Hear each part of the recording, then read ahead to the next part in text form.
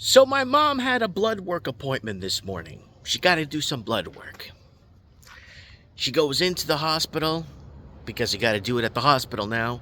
And she has her appointment. She sits down. She gives her paperwork in.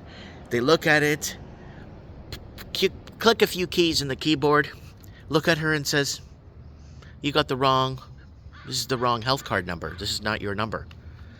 The lady takes another look at it. Oh, there's a digit that's switched, or something got switched in your digits. We're going to have to cancel your blood work appointment. Okay. My mom's kind of upset. She goes back to the other place where they actually booked the appointment for her and said, you may have put the wrong number.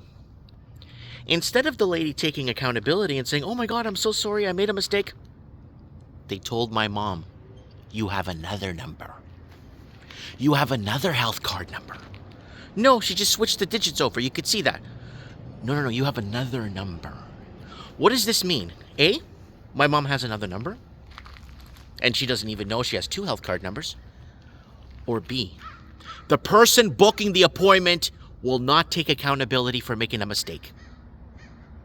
And that's the world we live in today. This is just a very simple mistake that could be rectified and say, no, you made a mistake and this, that. Now she's got another number, according to somebody that arrived here a few years ago that got a nice 6-figure income government job that nobody in Canada wants the job. Nobody. So we got to bring in someone that doesn't speak English and doesn't know how to put numbers in order. And that's the question, we need to ask. I've been asking this question 12 years ago on this channel. Right? So here's the problem. European expansion comes and builds this country. Everything's running fine. European expansion is being shown the door and dying off or moving back to Europe. Who's going to maintain the infrastructure? Oh, the new people coming in could easily... They can't maintain nothing. They can't do nothing. Do you understand? Because they didn't build it. They don't know, oh, we got all these new buildings and skyrises. It's made with Chinese concrete, with cardboard. It's going to fall apart. And that's what's going to happen. Once the European expansion leaves... Look what happened to Angola in 1970. Go look at Angola in 1969, Portuguese Africa. Beautiful cities, Mercedes taxis, soccer stadiums, beautiful libraries, walkabouts everywhere, parks, beautiful city skyline. Looks like Manhattan. Portuguese leave, look what happened. Same thing with Mozambique. Portuguese leave, look what happened. So you see, once the European expansion is forced out, and I'm thinking... The people in Angola, they didn't want the Portuguese to leave because they were considered Portuguese. They're there for 500 years. Not like the French in Africa, 90 years and dividing countries and arming both sides. So where am I going with this?